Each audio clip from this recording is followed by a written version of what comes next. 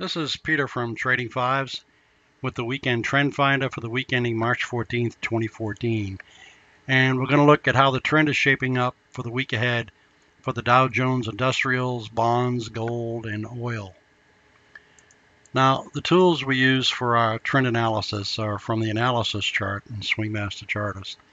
And they are the Keltner channels, which are similar to Bollinger Bands, but base their volatility on average true range instead of the standard deviation of the Bollinger Bands.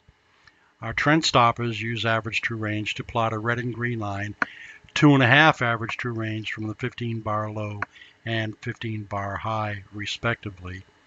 And the vortex trend indicator is a variation of Wells-Wilder's DMI, which can be substituted for it with no change in accuracy. The first chart is the Dow Jones Industrials. We're taking trend off 130-minute charts instead of daily charts because we've found that the 130-minute bars provide more immediacy while still painting a big enough picture for planning your swing trades. Now I've added some extra graphics to this chart to explain how we use the Keltner channels. And during a bear swing, price bars tend to stay between the center line and the lower channel boundary. And on a bull swing, they tend to stay between the center line and the upper channel boundary. And trend transitions occur when the price bars jump the center line and go into the other lane. And we call this the bear lane and the bull lane just to create that visual. Now it appears that the Dow Jones Industrials have transitioned from bull to bear because we can see that the price bars have jumped the center line and are now hugging the lower boundary of what appears to be now turning over into a down channel. The dashed red and green lines are the trend stoppers. And when price bars go below and clear of the green line, we can say that the bull trend is busted. And when they go above and clear of the red line, we can say that the bear trend is busted. The vortex trend indicator shows a bull trend when the green line is above the zero line and the red line is below the zero line and vice versa.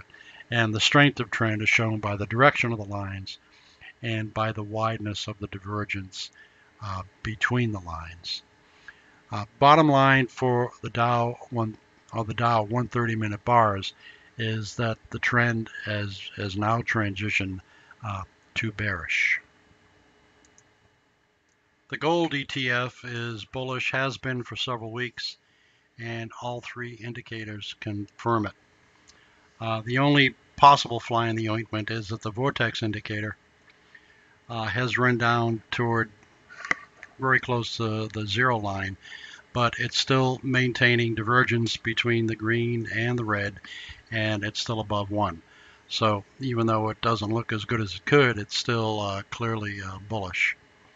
Now, one thing we did do is we ran a Fourier analysis of the gold ETF 130-minute bars and did a Hurst projection.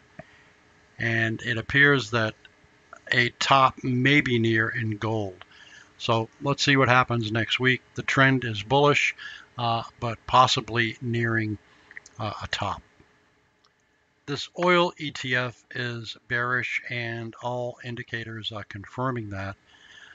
There's been a very small relief rally from the last low made, but so far it has not been able to rise above the bearish trend stopper.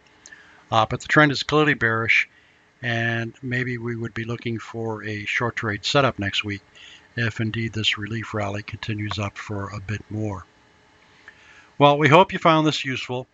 We'll be posting this video on the Swing Master Chartist blog, so if you have any comments or suggestions on what we can do to make this presentation more useful, then would ask you to please make them there.